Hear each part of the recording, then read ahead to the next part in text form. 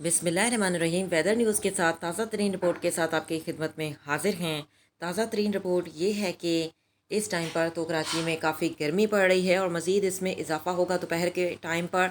और दोपहर के टाइम पर काफ़ी मज़ीद गर्मी में इजाफ़ा हो जाता है, गर्मी हो जाती है, जबकि बारिश का भी कोई इम्कान नहीं है। जनूबी जो इलाके हैं, वस्ती इलाके हैं, काफ़ी गर्मी पड़ रही है।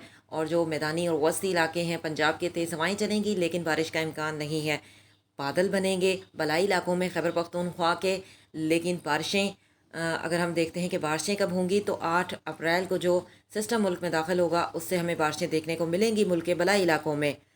और यही सिस्टम जब ताकत पकड़ेगा तो 11 अप्रैल को और दीगर मुकामात पर बारिशें होंगी और 16 अप्रैल से मुल्क भर में बारिशें होंगी। न्यू रिपोर्ट से आगाह होने के लिए चैनल को सब्सक्राइब करना ना भूलें। अल्लाह हाफ़िज़। Till then take care.